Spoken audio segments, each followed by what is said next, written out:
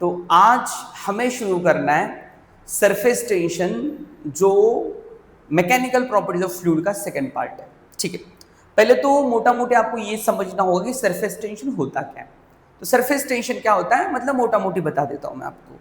Suppose आप गली से गुजर रहे हो, जब गली है तो नाला होगा, नाले में से झांक कर देखो आप, तो आपको दिखेगा कि मच्छर अपना संसार लिए बैठे वहां पे, मतलब मच्छरों का घर है। और आपने देखा कि मच्छरों का घर पानी में है, पानी पे, पानी के ऊपर सतह पे है, पानी के सतह पे।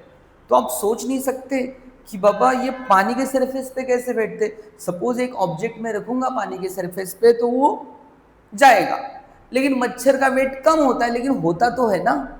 तो उसके वेट को कौन बैलेंस कर रहा है, तो उसके वेट को बैलेंस कर रहा है सरफेस टेंशन। क्या है कि पानी का जो सतह है, सरफेस है, उस पर एक प्रकार का टेंशन है, और वो टेंशन मच्छर के बॉडी को बैलेंस करता है। प्रश्न ये नहीं है कि वो बैलेंस करता है इसलिए वजह से मच्छर मतलब जिंदा रहते हैं। प्रश्न ये है कि ये सरफेस टेंशन आया कहां से। ठीक है, उसी पानी पे थोड़ा मिट्टी का तेल मतलब ऑयल छिड़क दो, ऐसे सरफेस टेंशन खत्म हो जाएगा, और वो जो उसके अंडे हो गए मच्छर के, मच्छर खुद हो गए नीचे जाएंगे। ये भी होता है। सरफेस टेंशन का दूसरा एग्जांपल देता हूं आपको। जैसे कि आप कपड़े, दो बकेट लिया आपने, एक में सादा पानी और एक में डिटर्जेंट मिक्स किया हुआ पानी, दोनों में कपड़े धोए, किस में अच्छे निकलते? आप बोलोगे सर डिटर्जेंट वाले पानी में तो बहुत अच्छे निकलते। तो क्यों निकलते? तुम बोले डिटर्जेंट है सर, केमिकल रिएक्शन हुआ होगा। नहीं रे बाबा, केमिकल रिएक्शन नहीं होता इसमें। डिटर्जेंट क्या करता है, पानी का जो सरफेस टेंशन है उसको कम करता है। आपने कभी ना बेटा वो जो बकेट है दूसरी वाली, उसमें हाथ ऐसे डाल के ऐसे हिलाओ, थोड़ा हाथ रफ लगेगा, थोड़ा हार्ड वाटर लगेगा। इसमें जिसमें डिटर्जेंट डाला उसमें अरे जल्दी से गया, ऐसा ऐसा कि कुछ भी रेजिस्टेंस नहीं हो रहा है, सॉफ्ट वाटर के जैसे लग रहा है। क्योंकि जब तुम डिटर्जेंट ऐड कर दो पानी में तो सरफेस टेंशन क्या हो जाता है, डिक्रीज हो जाता है। तो सरफेस टेंशन पानी पे आता कहां से, ये सरफेस टेंशन को एक्सप्लेन करना जरूरी है। सरफेस टेंशन क्या होता है बता दूंगा, लेकिन पहले तो सरफेस टेंशन क्यों होता है ये पढ़ेंगे। तो हमारा पहला पॉइंट आज का है कि surface tension on the basis of molecular theory. तो इसके लिए मुझे एक इमेज लेनी होगी, इंसर्ट में जाना होगा, यस इमेजेस, ओके मैंने ये डाउनलोड करके रखी है। ओके तो ये है हमारी पानी की कंटेनर। अब इस पानी के कंटेनर में जैसे कि आप देख सकते हो, बहुत ही अच्छी तरीके से देख सकते हो आप। तो जैसे ही देख सकते हो तो ये जो है इस पे मैंने 3 मॉलिक्यूल लिए। ठीक है, तो एक मॉलिक्यूल ये है, सही है, एक मॉलिक्यूल ये है और एक मॉलिक्यूल ये जो मॉलिक्यूल है पानी के अंदर है, मतलब पूरा अंदर। ये जो मॉलिक्यूल है इसका कुछ पार्ट हवा में है और पूरा पार्ट मतलब लाइक 90% पानी में और 10% ऊपर है।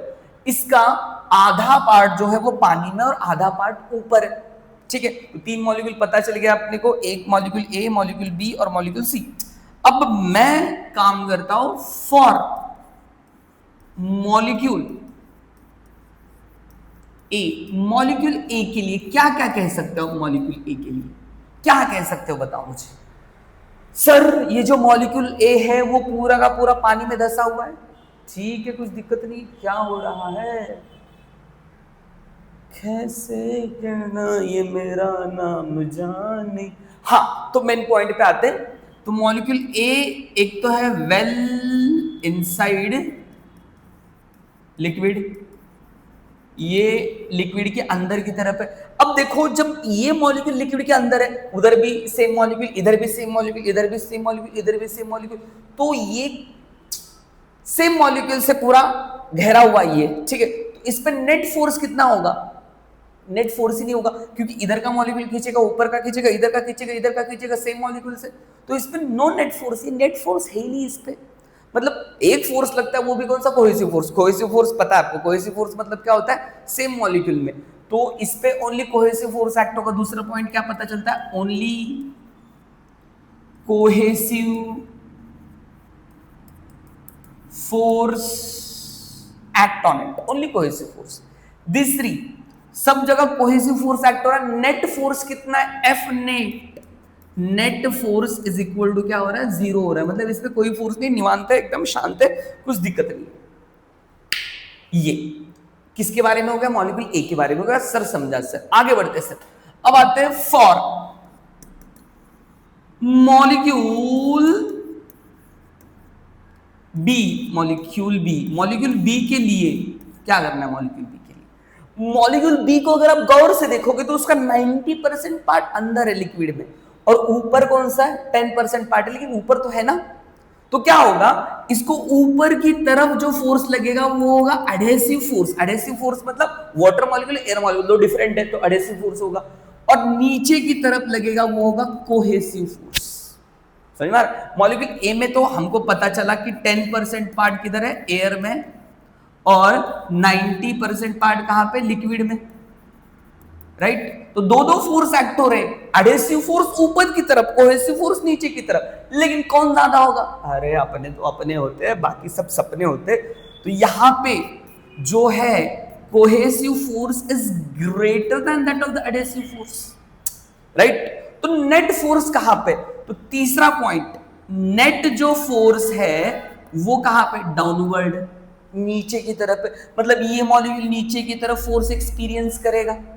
यस सर, इसमें तो कुछ बात ही नहीं है सर। अब आते हैं फॉर मॉलिक्यूल है सी बी, यहां पे लिखा molecule C. For molecule C के लिए अच्छी तरह से देखोगे आप, अच्छी तरह देखो, 50% पार्ट ऊपर है, 50% पार्ट नीचे। तो पहला तो पॉइंट मुझे पता चल गया सर, आधा 50% ऊपर और 50% पार्ट जो है वो लिक्विड में नीचे है, लिक्विड में तुम लिख सकते हो अच्छी तरीके से। दूसरा पॉइंट क्या पता चलता है सर, ऊपर की तरफ होगा एडहेसिव फोर्स और नीचे की तरफ होगा कोहेसिव फोर्स, तो दोनों फोर्स सेम होंगे, नहीं पगले, नहीं, ऐसा नहीं होगा। भले ही उसका आधा स्फीयर ऑफ इन्फ्लुएंस का पार्ट हवा में और आधा नीचे, लेकिन कोहेसिव फोर्स ही ज्यादा होता है। मतलब कोहेसिव फोर्स जो होता है वो always greater than that of what, adhesive force. तो यहां पे भी जो है कोहेसिव फोर्स ज्यादा होगा, लेकिन इतना ज्यादा नहीं होगा, मतलब ठीक ठाक ज्यादा होगा, समझ में। Cohesive force is more, but इतना ज्यादा नहीं, इसकी इतना ज्यादा नहीं, ठीक है। तो ये भी मॉलिक्यूल क्या करेगा, ये भी मॉलिक्यूल नेट नीचे ही फोर्स एक्सपीरियंस करेगा, थोड़ा नीचे फोर्स एक्सपीरियंस करेगा। तो ये जो एफ नेट है, नेट फोर्स वो नीचे की तरफ है। आप बोलोगे सर इससे हमें सरफेस टेंशन कैसे पता चलता है, लास्ट पॉइंट बताओ, कंक्लूजन पे आ रहा हूं मैं, कंक्लूजन लिखता नहीं लेकिन आता हूं कंक्लूजन पे। तो देखो ये जो मॉलिक्यूल है ये बड़ा ठंडा सा, अच्छा सा, मतलब एकदम निवांत बैठा हुआ है, ये बोले मेरे लाइफ में कुछ दिक्कत है ही नहीं। तो लेकिन समझ लेना बेटा, लाइफ में जिस दिन आपको लगे कि मेरे लाइफ में कोई दिक्कत ही नहीं है, उस दिन समझ लेना ये आगाज है किसी बड़ी चीज का, मतलब भूचाल आने वाला है आपके लाइफ में। मतलब लग रहा है ना, मतलब मैं अपने एक्सपीरियंस से बता रहा हूँ भाई, ठीक है। तो थोड़ा बहुत भूचाल होना चाहिए लाइफ में, कुछ भी नहीं होगा तो बहुत बड़ा कुछ तो आने वाला, इसके लाइफ में वैसे ही होने वाला है। आगे देखते, ये तो अच्छा ठहरा है अंदर। अब ये जो मॉलिक्यूल्स, ये मॉलिक्यूल भी नीचे की तरफ फोर्स एक्सपीरियंस करो, और जो सरफेस पे मॉलिक्यूल है, देखो ये जो सरफेस पे मॉलिक्यूल है वो ऊपर भी फोर्स एक्सपीरियंस कर रहे हैं, नीचे जहां नीचे रहे लेकिन ऊपर भी फोर्स एक्सपीरियंस कर रहे हैं ना। जो जितने सरफेस पे जितने मॉलिक्यूल है वो नेट टेंशन में, कि नीचे जाओ क्या ऊपर जाओ, मतलब ये टेंशन में, तो इसकी वजह से सरफेस टेंशन होता है। Like a surface act like a elastic membrane ना, तो इसकी वजह से यहाँ पे टेंशन आ जाता है। आप बोले इतना ही रीजन है, नहीं, और एक रीजन है, सुनो। अब होता क्या है कि यहाँ के मॉलिक्यूल जब नीचे जाएंगे तो ऊपर के खड्डे हो जाएंगे, नहीं ना। तो यहाँ के मॉलिक्यूल जब नीचे जाएंगे तो ये जो मॉलिक्यूल ए है, मतलब ऐसे बहुत मॉलिक्यूल हो गए ए के जैसे, उनको ऊपर जाना पड़ेगा। अब मुझे बताओ, एक मॉलिक्यूल एकदम ठहरा हुआ अच्छा सा खासा सा गांव में रह रहा है अपने, उसको ऊपर जाना, उसकी इच्छा है क्या, नहीं, तभी भी ये ऊपर जाएगा ऊपर जाएगा ऊपर जाएगा। तो इच्छा का विरुद्ध काम हुआ ना, तो वो वर्क डन करेगा, और ये वर्क डन सरफेस पे जाके स्टोर होगा। इसी को कहते हैं सरफेस एनर्जी। समझना रहा, ये सरफेस एनर्जी भी सरफेस टेंशन बढ़ाने के लिए काम करती है। आप बोलो इसका क्या रिलेशन होता है, आगे बढ़ेंगे। तो आपको मोटा मोटी समझ में आ गया जो मैं बताना चाहता हूं, कि surface tension on the basis of molecular theory. ठीक है सर, ये तो पूरा का पूरा समझ में आ गया सर। आगे क्या करना है सर? आगे हमको एग्जैक्टली पढ़ना है what is mean by surface tension. Sir अभी तो बताया आपने सरफेस पे एक प्रकार का टेंशन होता है, लेकिन उसको कैलकुलेट कैसे करते भाई साहब, ये थोड़ी बताया मैंने। ठीक है, तो एक तो पहले तो एक बीकर ले लो। यस सर ले लिया। इसमें लिक्विड ले लो, ऐसे हम लोग साइड से देख रहे हैं, ऐसे अज्यूम करते हैं। इसमें लिक्विड ले लिया, ये ले लिया सर। ओके सर ले लिया सर। आगे क्या करना है आगे बताता हूँ, रुको जरा। हाँ, तो यहाँ पे ना एक इमेजिनरी लाइन पकड़ो, इमेजिनरी लाइन। ठीक है, तो what is the surface tension? Surface tension को हमें डिफाइन करना है भैया। What is the surface tension, इसको भी हमें डिफाइन करना है। तो सरफेस टेंशन आते हैं हम लोग पॉइंट पे। तो surface tension is defined as force acting right angle to the surface of fluid, like a force acting right angle to the surface of fluid or a imaginary line per unit length। अब याद रखना बेटा, surface tension भी sorry force भी vector quantity, length भी vector quantity. तो surface tension कौन सी quantity होगी? स्केलर। एक्चुअली ये टेंसर क्वांटिटी, लेकिन इसको स्केलर में कंसीडर करते हैं। ठीक है, तो ये सरफेस टेंशन का फॉर्मूला बन गया। सरफेस टेंशन, मोटा मोटी सरफेस टेंशन मतलब क्या? Force per unit length. इसका यूनिट क्या होगा? यस सर, यूनिट तो बड़ा सिंपल सा यूनिट है सर, न्यूटन पर मीटर, ये यूनिट होगा इसका। इसके डायमेंशन क्या आएंगे सर? अरे डायमेंशन भी कुछ पूछने वाली बात है। डायमेंशन आएंगे L⁻�0, M⁻⁴, T⁻⁻², ये आएगी इसके डायमेंशन। लेकिन ये आधी बात है, ये जो L दिख रहा है फोर्स तो ठीक है, फोर्स का कुछ दिक्कत है नहीं। दूसरा कलर लेता हूं मैं जरा। हाँ नहीं, ये वाला नहीं, ये वाला ले लेता हूं। हाँ, तो ये जो L मैंने लिया है लेंथ, ये इफेक्टिव लेंथ है।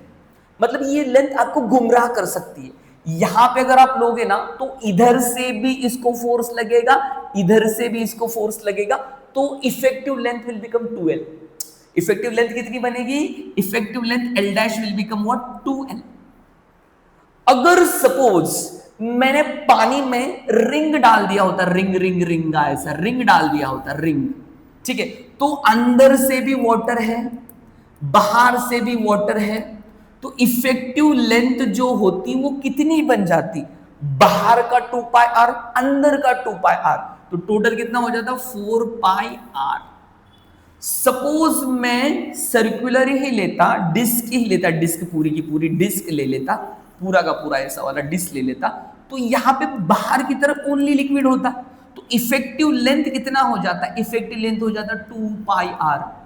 अगर मैं स्क्वायर फ्रेम लेता, स्क्वायर फ्रेम जिसकी साइड ए है, तो उसका इफेक्टिव लेंथ कितना होता?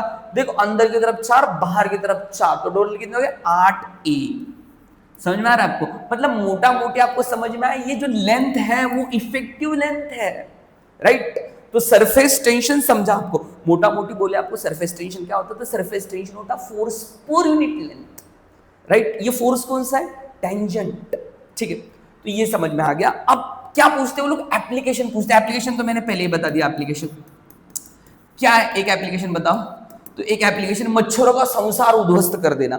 मतलब कैसे? इंग्लिश में लिखना है बेटा आपको। कैसे लिखना है? When we spray the oil on the surface of the liquid, the oil decrease the surface tension of the liquid, and when the mosquitoes उस पर बैठ जाएंगे तो वो नीचे की तरफ जाएंगे, उसके अंडे वंडे हो गए तो वो भी नीचे की तरफ जाएंगे। तो ये आपको बताना। एक टूथपेस्ट होता है ना, टूथपेस्ट, वो भी सरफेस टेंशन रिड्यूस करता है मुंह के अंदर का। डिटर्जेंट होता है वो वाटर का सरफेस टेंशन रिड्यूस करता है। अगर आप ऑयल स्प्रे कर दोगे, मतलब बड़ी बड़ी सी ऐसे लाट को क्या बोलते हैं हिंदी में? मराठी सांगून देतो, अशा जेव्हा मोठ्या मोठ्या लाटा येतात, एकदम मोठ्या मोठ्या लाटा, तेव्हा त्याच्यावर जर ऑइल स्प्रे केलं तर लाटांची इंटेन्सिटी कमी होते समुद्रामधल्या। ठीक आहे, तर हे ऍप्लिकेशन्स आहेत। तो ये था हमारा surface tension on the basis of molecular theory and what exactly is the surface tension I have